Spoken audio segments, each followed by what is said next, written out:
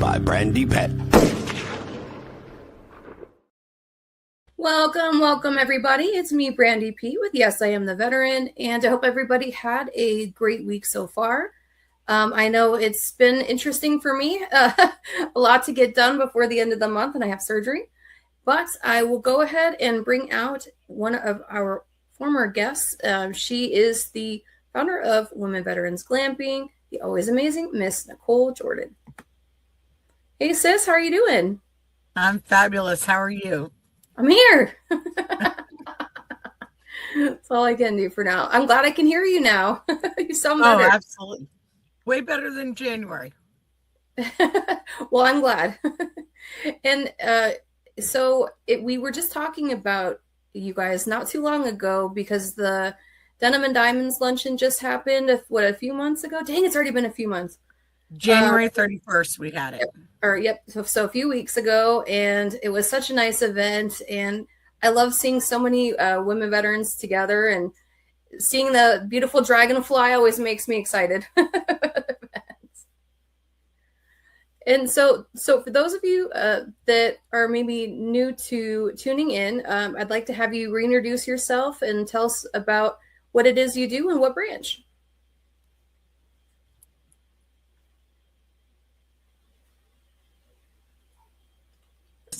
So I am Nichole Jordan, president, founder of Women Veterans Glamping, a United States Army veteran.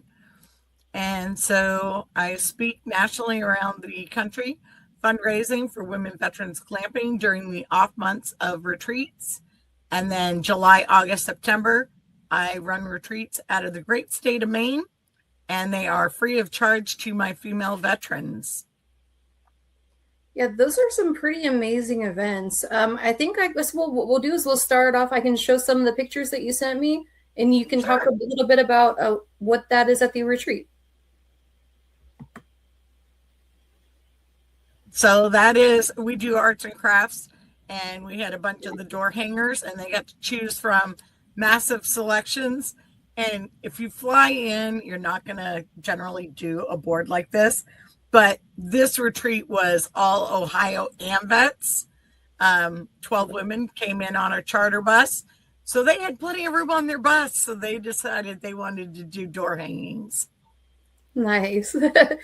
They certainly color better than I do.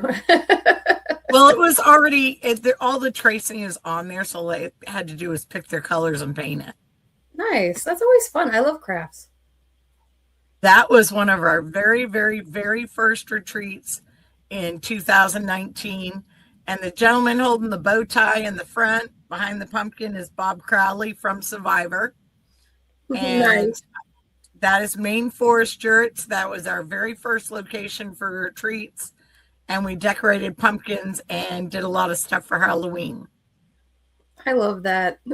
And that's pretty amazing. You had a celebrity guest come in and say hi to everybody. No, he owns the property. Oh, wow. So Bob always stops out. Bob always stops in and greets the guests all the time. I was his first disabled veteran when he built the Jurits to come and stay in them. Really? So I've known Bob now 15 plus years. That's awesome. Like, I'd be asking like Survivor related questions that like no one was ever told. I'd get in trouble. So what he did was, after he won Survivor and he bought the 100 acres and put the Maine Forest Jurits there, he actually did a Survivor challenge in Maine for 5 years, and it was out of that property. And I was the as they called it, poster child. Because I was the first veteran to come, but at all the events for 5 years, I was part of them. That's really cool. I like that. So we have a scavenger hunt. I love these two ladies here.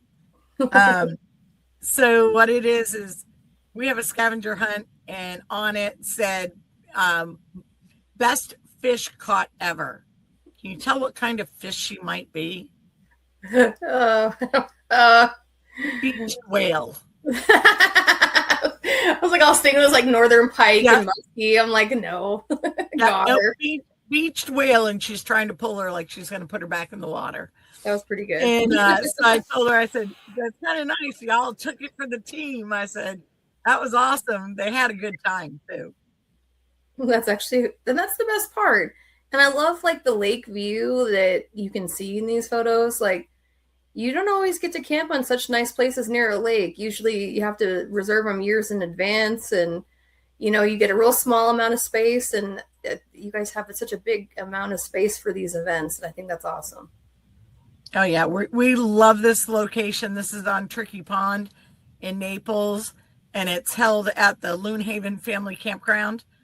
So we rent either 4 or 5 cabins, and there's two beds per cabin, and then we also have the house that sleeps 7.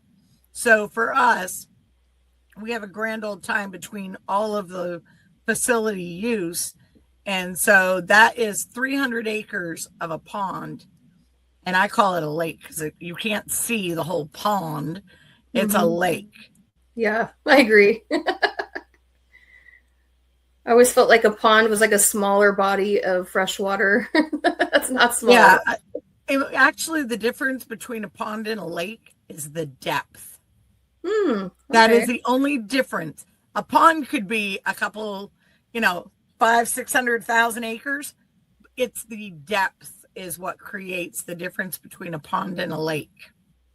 Wow, learned something new today. There you go. That one was an awesome year also. We had 3 board members there, Quilt of Valor. And this one was, unfortunately, when we had our first mass shooting in Maine. And only 3 women came in because they were worried about their safety because he wasn't found yet. Oh, yeah. And so the 3 women that came in, we found out that night he was no longer a threat. And we had the most incredible weekend with just this group. We were out on the pond, runaround pond. It's 2.5 miles all the way down to where, oh God, who writes? Stephen King. When Stephen King wrote about the leeches at the grits mill, that we were able to kayak all the way down under the road over to the old grits mill that Stephen King wrote about.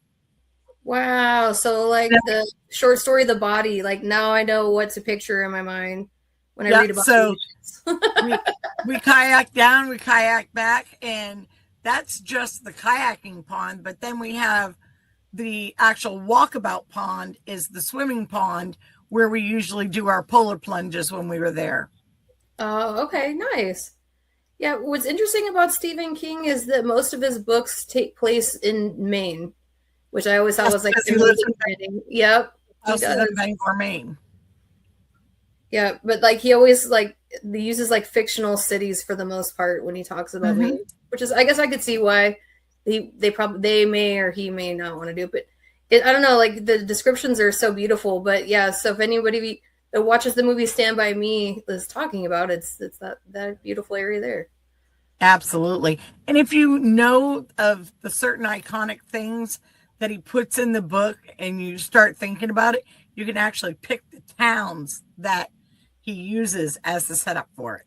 Hi, nice. It'd be like I'd have to go around. I'm a huge Stephen King fan, so yeah, I'd be there. You would have a lot of fun. Yeah, I know. Like there's like even that hotel that they use in The Shining, I believe, is in Maine or Canada, and they actually shot on location. But yes, we have like a whole podcast about it, but I digress. We taught women how to put lobsters asleep, and then a lot of people hadn't tried lobsters, so we actually bought 2, and they got to hold them, take pictures with them, and then we cooked them, and that is us cleaning them out so that everybody could enjoy some lobster. Yeah, I every time I ask someone from Maine how they put a lobster to sleep, they look at me like I'm crazy, and I'm like, no, I've heard this from an expert. She's quite certain that this is a thing. And they're like, I've never heard of such a thing. And you're like, no, it's really easy. Look, there's a picture right here. Absolutely. Absolutely. We do it almost every retreat. If not every couple of retreats, we do it. I think that's really cool. And is there any specific reason that you guys choose Maine for the retreats as one of the, at least one Um, of the locations? I chose not to do it in Texas. One, because fire ants are hellacious. You don't want them in your bed. You don't want No. them. You can't stand outside and enjoy time standing in one spot too long. I'm allergic to scorpions. On top of it, Yeah, I've had almost every poisonous snake there is in Texas, either in my foxhole, in my sleep bag, or tied up around different parts of the component of vehicles. And I'm like, no, no yeah. note ropes at all. Um, and in My dad's Texas, army, yeah, and but like what he in would do is, Texas, you have to go like 6 hours or more just to get to the coast. And that's there's really no mountains at all. So for, unless you want to go way west Texas. yeah, he would. So in Maine, I've got mountains within less than 2 hours of the ocean coast, and we do deep sea fishing. So with the deep sea fishing, we're close. We can even run down to New Hampshire and do 46 men and women veterans deep sea fishing, which we generally do every June or July. We Nice. haven't gotten the date this year yet. We'll get that soon. Nice. Yeah. When my dad would he was army and he would go out to the field quite a bit in like New Mexico, like White Sands Missile Range like area, and scorpions and rattlesnakes were quite commonplace. And apparently he was infamous for being that crazy old man, because he had gray hair at a young age, that he would catch rattlesnakes and cut their heads off and throw their bodies into the tents, still moving. Yeah, I don't know if that won him friends, but I'm pretty sure it landed him and JP maybe. Yeah, I would have to say he'd be the one hogtied somewhere laying on the ground, left for some time with some fire ants. Because God, I would not put up with a nope rope being thrown in, headless or not. No rope. They are absolute nope ropes.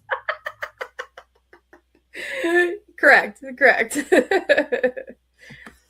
And so that one there is the Quilt of Valor. Oh, okay. Oh, Quilt of Valor, that's right.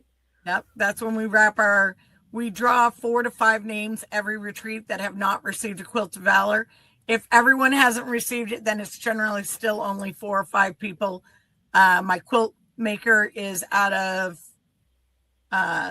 Ohio on the West Virginia border. She just moved from Maine last year.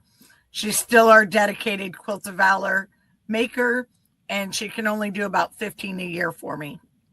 Yeah, and it takes a lot of time to make a quilt. I made one when I was in high school, and it took almost a whole school year to make one quilt. And like I think I had some like assistance with the applique. No, she actually can knock out a quilt every couple of weeks. Wow, that's the skill. Yeah, she's been doing it now for almost 15, 20 years, and she just knocks them right out. And I think that's amazing that these women are getting recognized and, having something that's so inspiring to them given, because these quilts don't take a long time and there's so much sentimental value with these types of quilts, especially from Quilts of Valor. Like, it's very emotional. Like every time I've ever seen anyone ever be presented one, like, these women are crying or the presentee is just in tears and overcome. And a lot of times the people that make the quilts are just as overcome too. And I love to see something like that. Oh, and we see that every single time that we have the quilts presented.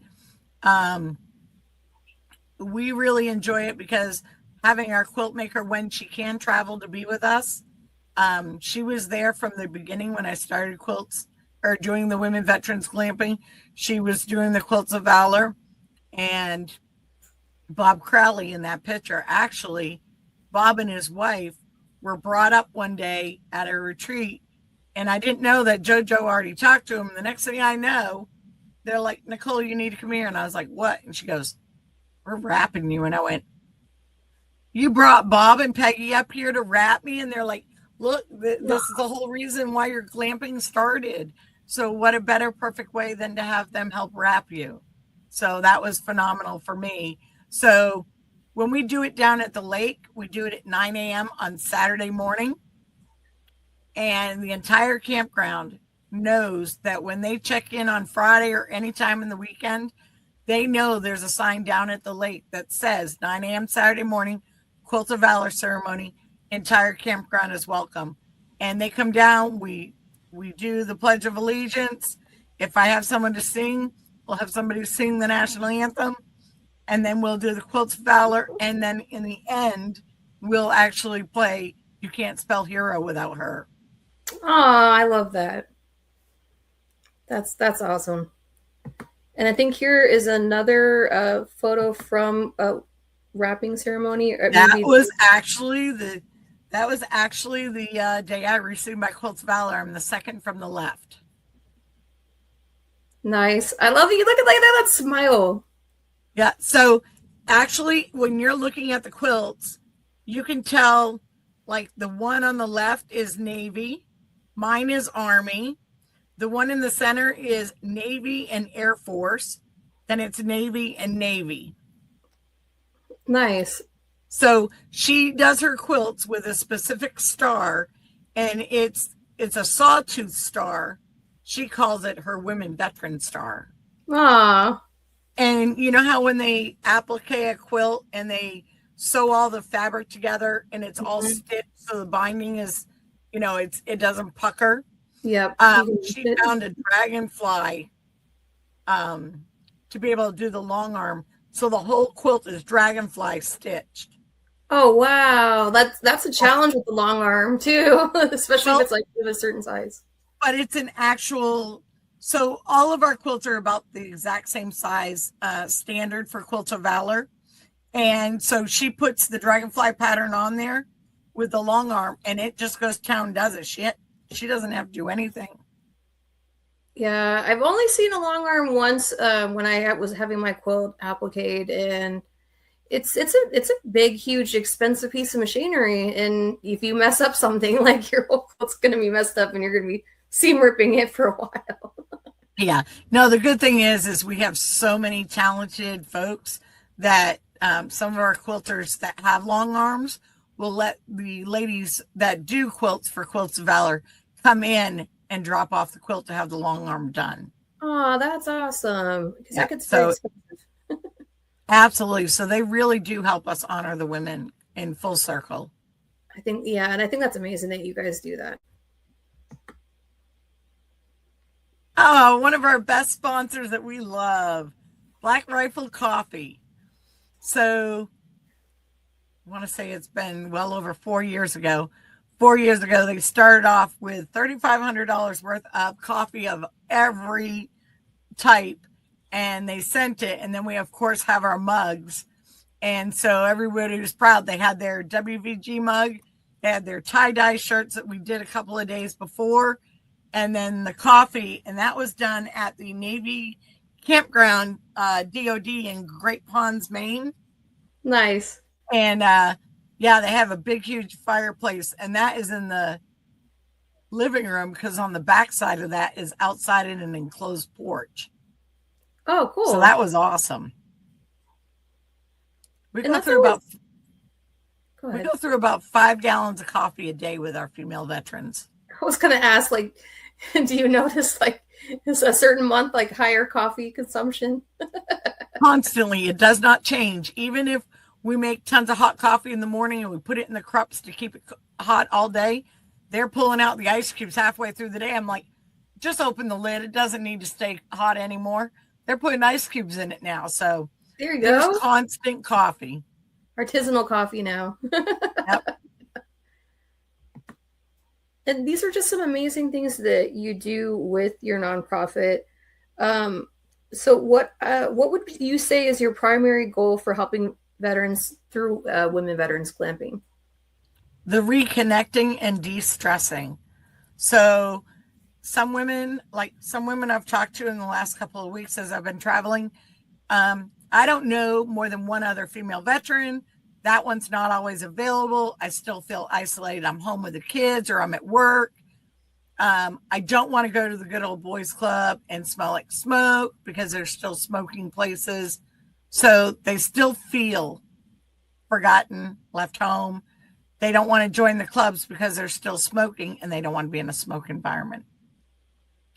And so by reconnecting them with other female veterans, whether it's through a paint night, deep sea fishing, hike that we have coming up in the warmer months, getting out to go to a beach day, coming to a retreat, the reconnecting with other female veterans, no matter what your branch of service was, is definitely therapeutic.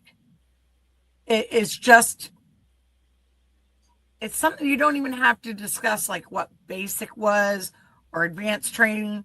It's just the fact that you went through all of that and served. It doesn't matter where you went and what you did. Y'all made it through that grueling time of basic, and then you went through the grueling of your advanced training and then got to your duty station. So just knowing you made it through all that is the bond that everybody has. Absolutely. And I agree with you. Sometimes it's just nice to not have to have your civilian world mask on, and you can just be your natural self, and there's not that anxiety that's coupled with it. And I think us as women veterans, we tend to kind of go off into all over when we get out of the military. We don't really, I guess, group together nearly as much. And a lot of veterans deal with that loss of sense of purpose and, and the sense of community. And you're providing that for, women veterans where, it's a change of scenery. It's something that's relaxing, and it's something that's empowering, really.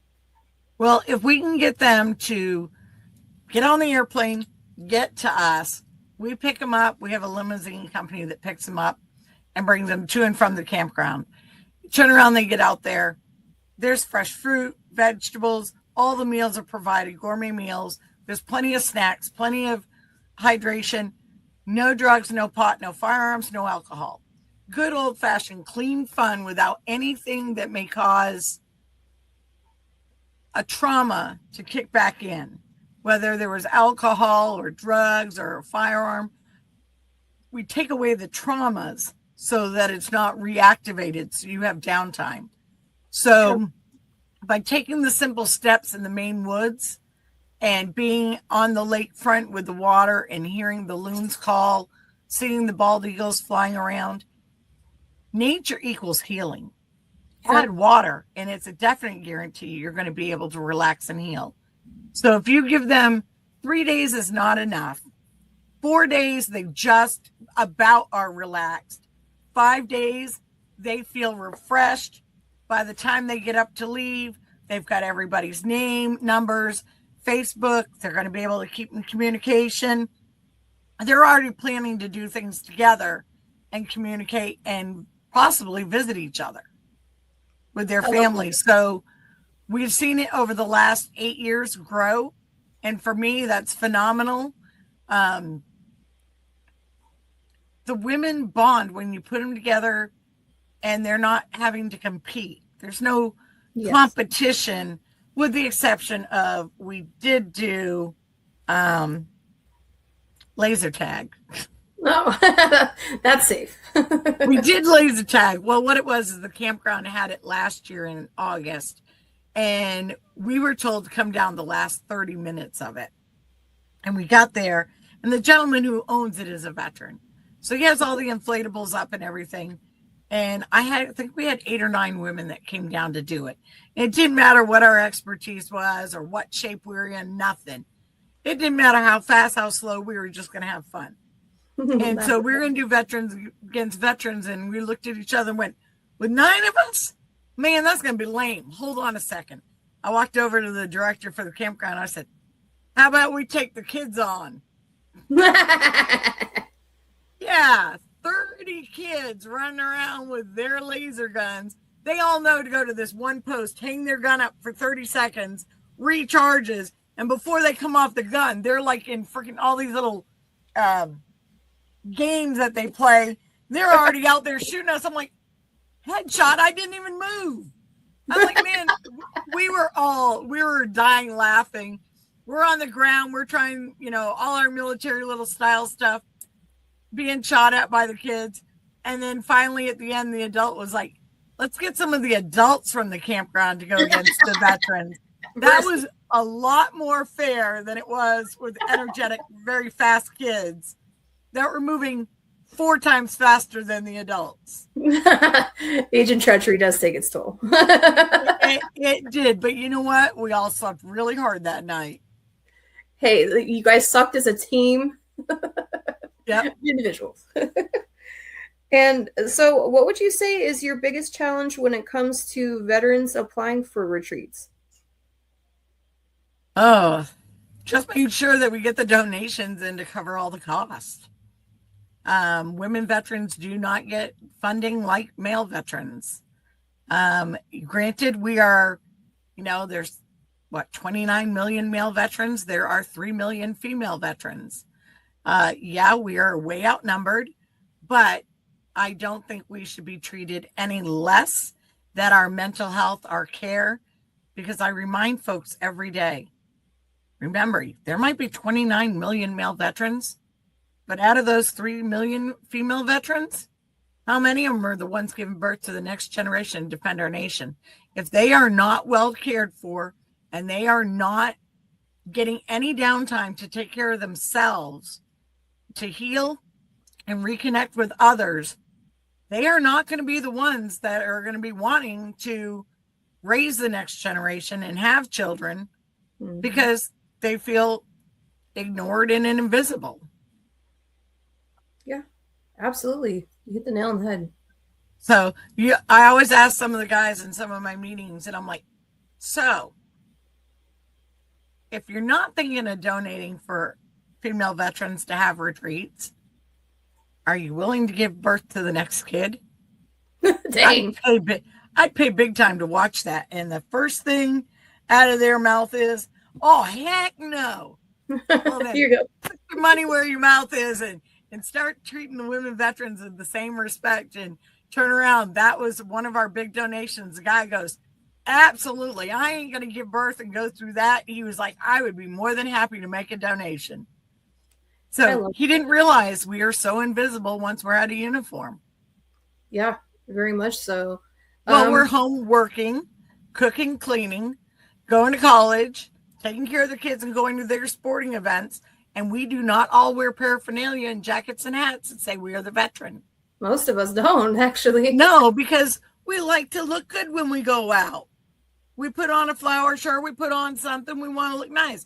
We don't have veteran labeled all over us. I mean, for me, I'm still looking for the right shirt that says retired AF because I'm retired Air Force. Like, I just haven't found that shirt. Like we will make you one. We will make you one. The things that get me amused. Oh, simple and easy things. It's so interesting because a lot of events that we've had, a lot of women, like they don't feel they belong there. And for me, that always gets me like almost angry, not at them, but just the fact that they would feel less than worthy. Like we had a concealed carry course that we did twice. And the second time we had, I think we had 30 students and 28 of them were over the age of 55. And they came right up to us and it was really cold that morning. And I mean, I had hot coffee and breakfast, but at the end of the day, it was still cold. And so I thought they were coming up to us to say, you know, I think we're going to drop out of the class or something like that. And they said, you know, do you want us here? And I said, ma'am. And she's like, you know, we didn't deploy, you know, I don't know if we're allowed to be here. And I said, sis, did you raise your right hand to serve the country in the United States? And she goes, well, yes. I'm like, well, then have a seat. You're most welcome to be here and don't ever think that again. Like, absolutely. And we had one woman that she hadn't left her house in 12 years, but she saw the flyer for our event. And it wasn't until she shot on the firing line and she had a condition that it looked like her legs were being blanched, basically, if she stood for longer than a few minutes because of her diabetic condition. And she scored almost a perfect score, like 179 or something ridiculous. And but she hadn't told us anything really about herself. And it was when we told her, like, you know, you could have that guy's job. Like, you did better than probably they did. And, you know, congratulations. She just broke down. And she's like, I haven't left my house in 12 years and I just lost my partner. but it was seeing your event flyer that had me want to come out and do that. And you having these events like this, a lot of us as women veterans, you worry if there's other women veterans there, or you think, because I'm a woman veteran, I wouldn't be looked at like so seriously. And so for you to have these type of retreats every year for so many different age ranges of women veterans, and they don't have to have X or Y in addition to their service to be able to come to these events, I absolutely applaud you guys. So that was my biggest thing. After being a post commander and a district commander, I started looking around at all the different retreats that were male led and male owned. And their retreats were, you had to be this war, you had to have this loss of limb, you had to be only during that wartime loss of limb. You had to have MST, PTSD, you have to have a certain percentage, medical rating, and doctor's permission to come to this. You have to be this war era, this age group. And I'm like, wait a minute, I'm sick of the discrimination. That really got to me. I said, you know what? My biggest thing when I created this nonprofit was the only thing I want to see is an honorable DD 214. That part. That's what I care about. You raised your right hand, you put your boots and your pants on one leg at a time, 1 foot at a time, just like the guys. You did your job, but you're even more of a hero to me because you also did it while you're pregnant. Yeah. Most of us women were in while we were pregnant, and we still put our uniform on and went to work not feeling good, or growing another child and still did our jobs. So for me, as long as you have an honorable DD 214, all the other parameters that these places across the nation have went out the window. And I hope and pray that long after I'm gone, that my board will continue to keep the living legacy going of you're honorably discharged, you're welcome. Yes, absolutely. That part, sis. And I just think that's awesome. Like, I'm excited. And so what would you say is your biggest challenge as a founder?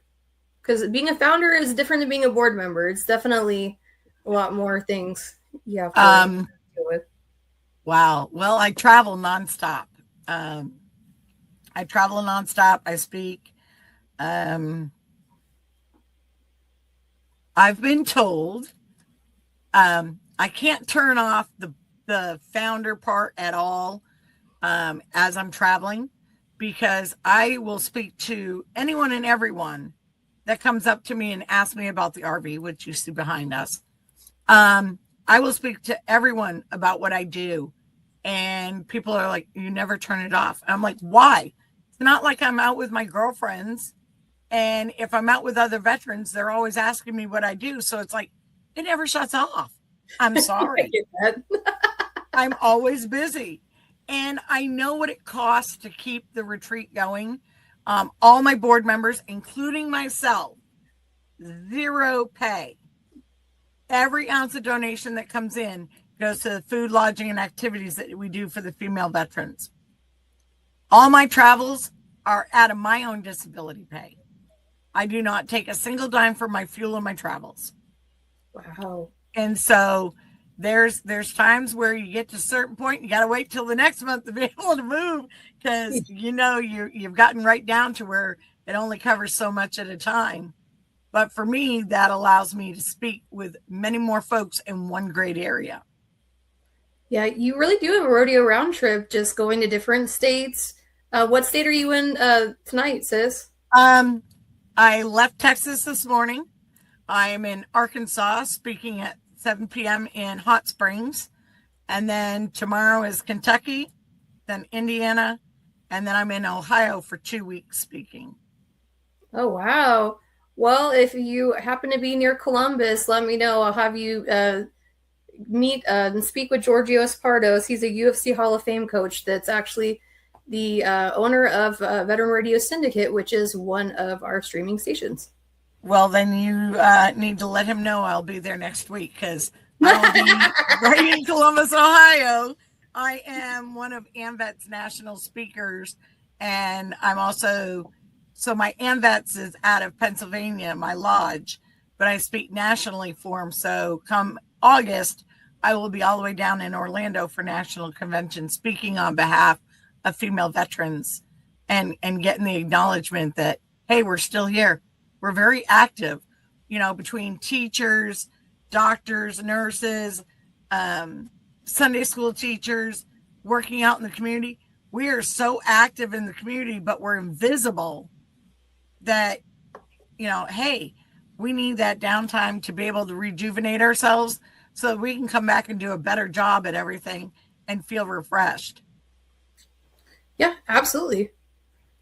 And I think that's amazing that you're speaking in front of platforms like AMVETS because, women veterans are, in fact, American veterans. And so really having that, presence, especially during Women's History Month, which is March. Yesterday was International Women's Day, or the day before the day we're filming, should I say, was. I messed myself up there. That's but all right. It's very important to share history. I'm still not over the fact that the Pacific Historical Parks, they taught me recently when I was recording for May's podcast that interesting fact. Do you know the fastest women have ever assembled an aircraft has been? Like, what would you guess that time would be? In a day? Well, just at all. Like, the fastest, like, a group of women have ever assembled together an aircraft. It was during World War II. I'll give you a hint. I would say a day, maybe 2 days. 86 minutes. Mm-hmm. Power to them.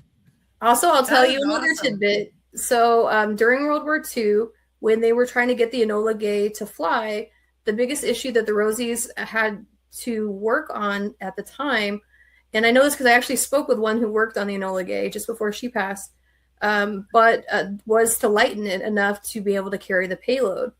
And the issue that what they were having was that the male pilots, including Tibbets himself, kept setting the engine on fire. And they found, after testing, they were like, we're going to look into it. I heard there's a group of troubleshooting WASPs that they can fix this problem for us, and we can't wait anymore for a guy to do it. Like, we've got to ask some women. And so they did. And they found that the men were gunning it so hard with the gas that they were setting the engine on fire. And they did it within short order. I think it was within 2 days. And they were so embarrassed that they actually, I think they fully classified it. Well, I mean, it was classified anyways because of what it was, but it was something that never ever was brought to the light of day until many, many decades later.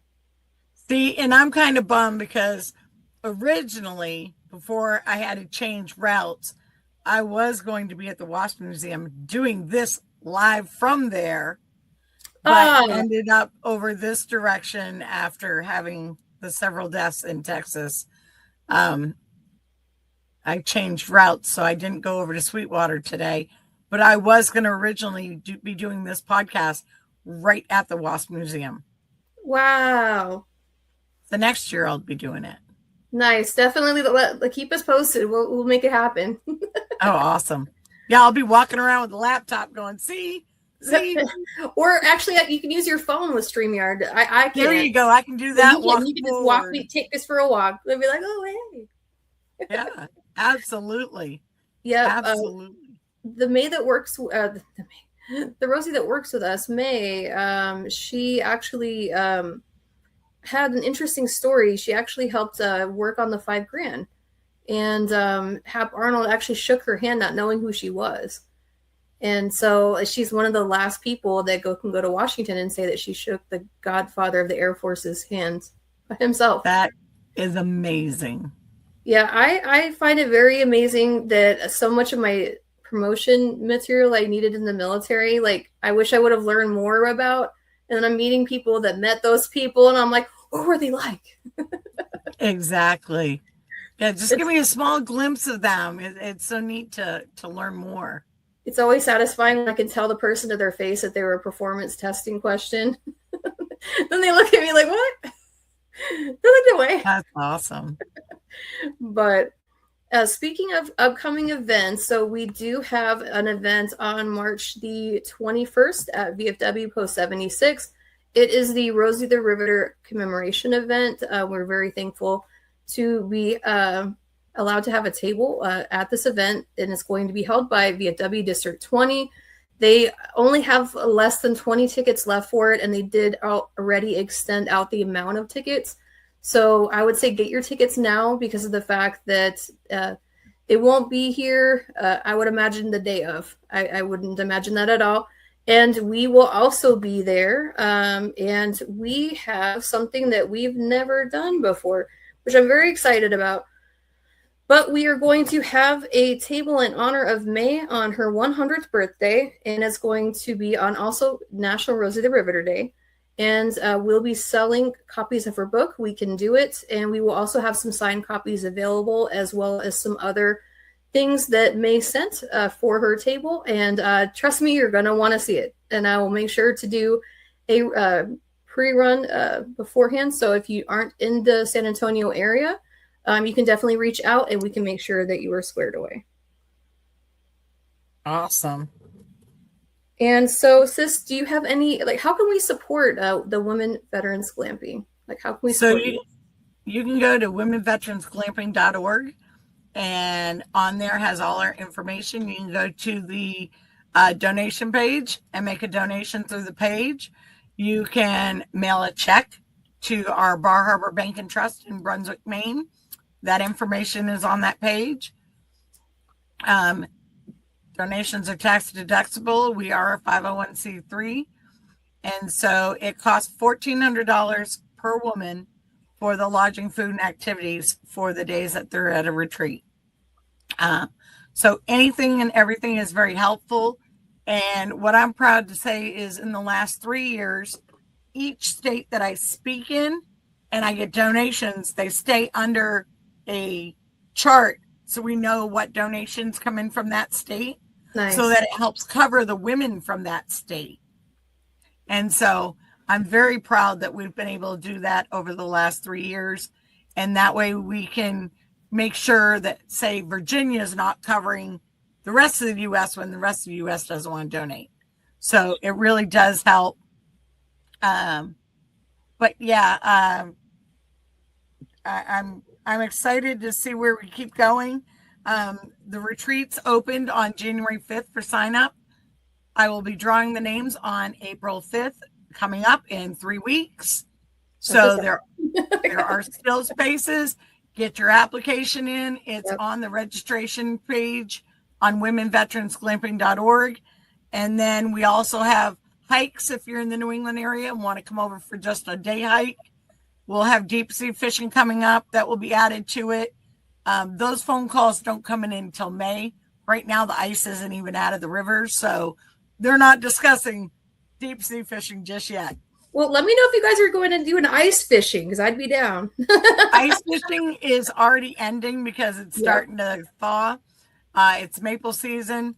In fact, this weekend is maple sugar weekend. Yep. So, but yeah. Yeah, so we'll have a lot of things going on coming up, and the best way is definitely going ahead and giving. And then if you see me and you know I'm around in the area, give me a holler. We have our Wear Red Friday t-shirts. We have our pop-up store that is usually in the RV. So we have all the things to be able to, help with the donations if you want to buy stuff to support us. But if we do it online, it costs so much to ship it, it's not worth it. Yeah, I definitely get what you're saying. I thought it was funny when we did a shirt sale for a podcast. We were able to raise enough money to have a veteran tattooed, but I found out that we were able to raise far more money making holographic stickers. Like apparently, like the kids love slaps. That's the thing. I didn't know. And I was like, if I would have known this before, I would have probably not sold shirts. I don't know. Yeah, no, but it's great. And I mean, I'm sitting here, my phone has been going off and I've just been swiping it. So phone calls are coming in about someone's at a point where they have a question on the application or something's not working. the messages are popping up and lining the side of my screen. And I'm just like, yep, I'll get to that in a bit. Oh no. So it's just that time of year. From literally Yeah. Thanksgiving on, applications will come in even before I put a date out. And then retreats will be coming up July 22nd to 27th, July 29th to August 3rd, and September 9th to 14th. And then next year, I won't even have a September retreat available because it's already been booked by an American Legion group out of Texas. They Dang. booked the entire week by themselves. We miss what fall looks like. I'm gonna be honest. Like, sorry, from Texas. Yep. So, but yeah, no, it's been phenomenal. It was an honor to be able to do the Women Veterans Glamping partnership with all the San Antonio women veterans groups, and to be able to do the luncheon to honor the women down there 2 years in a row. So it's definitely been my honor. I've gotten to meet so many more phenomenal women. I just hope to start seeing more of them at the retreats. Yeah, well, I know I'm definitely applying. You sold me at September, but no, I think that the RV that you have is amazing, and literally the whole RV is like her background right there. It says she served, honor her. It's like 15 feet across. So if you see her driving around, you'll know it. I promise you. Oh, that's 36 feet by 12 feet tall. Yeah, all four sides, and then that the looks pickup nice. truck is wrapped to match. Nice. So Well, at least you won't ever like lose your car in the parking lot, I think. no, and if I have my black shirt on that has my name and stuff on it, someone goes, "Why are you wearing that?" I said, "In case I get amnesia, I know who I am." We And like if they that can shit match talking the woman shirt, better. if they can match the shirt to the dragonfly, the phone number's on the bus. I know. If lost, please return me too. Instead of like a Exactly. bad signal, they just put like the dragonfly up in the sky. You're like, oh Yep. yeah, that's where I'm supposed to be. That's where she goes. Awesome. Nice. Well, it was a pleasure having you on, Nichole, and please keep us updated with all that you are doing for the veteran community.